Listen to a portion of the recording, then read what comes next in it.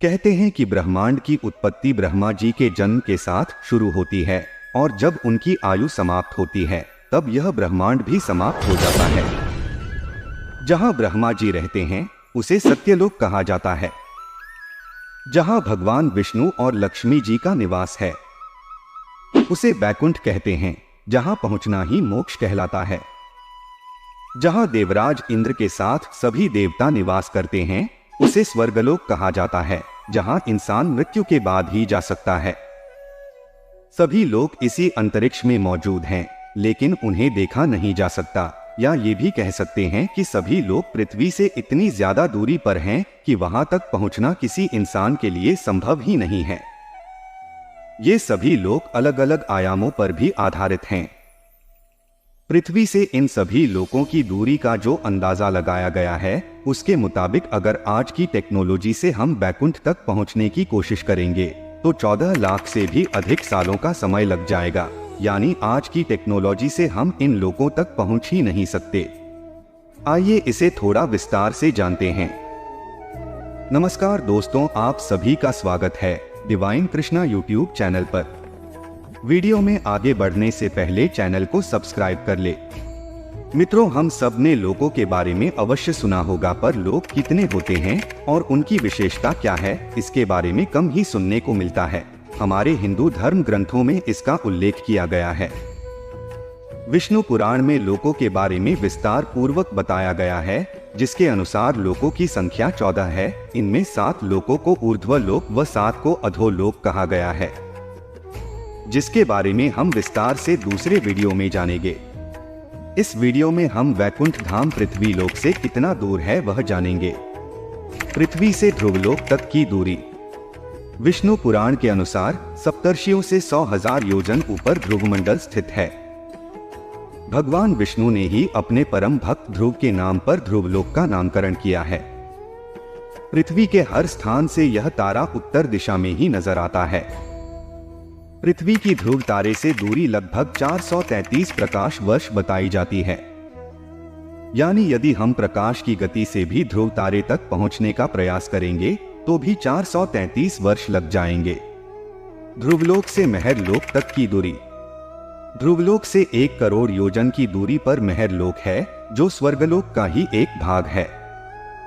कहा जाता है कि इस लोक का वातावरण बेहद खुशनुमा और खूबसूरत है। पुराणों के अनुसार जो लोग जीवन भर सामान्य इंसान की तरह रहते हैं और जानबूझकर किसी के साथ बुरा नहीं करते, वे मृत्यु के बाद इसी लोक में जाते हैं। यहाँ वे सभी आत्माएं बहुत सुख सुविधा से रहती हैं। महरलोक से जनलोक तक की दूरी। महरलोक के ऊपर 2 करोड़ योजन की दूरी पर है जनलोक, जहाँ ऐसे लोगों की आत्माएं जाती हैं जो बिना किसी स्वार्थ के दूसरों की मदद करते रहते हैं। ये स्थान बहुत सुंदर, सुखमय और तेजस्वी होता है। यहाँ जाने वाली आत्माओं को देवताओं के दर्शन भी होते रहते हैं। जनलोक से तपोलोक तक की दूरी। जनलोक से 8 करोड़ योजन की दूरी पर है तपोलोक, जिसे स्वर्गलोक का सबसे ऊंचा और श्रेष्ठ स्थान माना जाता है। यही वह स्थान है जहां सभी देवता निवास करते हैं।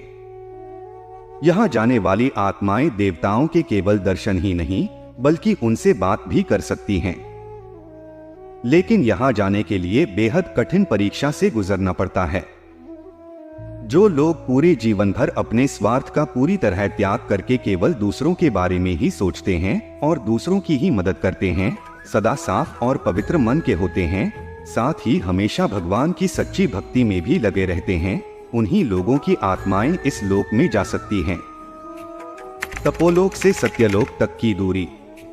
इसके बाद तपोलोक से 12 करोड़ योजन दूर है सत्यलोक, जहां परमपिता ब्रह्मा जी और माता सरस्वती रहते हैं।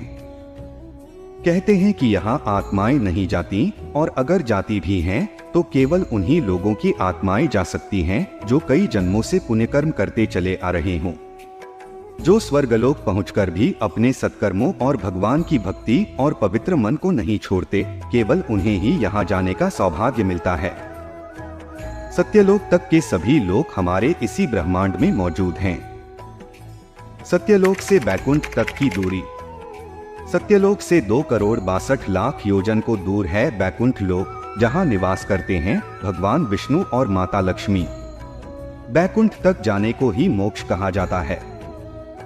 यहाँ जैसी सुख सुविधा और कहीं नहीं, इसीलिए लगभग हर इंसान का अंतिम लक्ष्य मोक्ष को ही प्राप्त करना होता है, और यही अंतिम सत्य भी है, क्योंकि यहाँ जाने के बाद जन्म मरण या हर तरह के बंधन से मुक्ति मिल जाती है और रह जाता है केवल सुख ही सुख।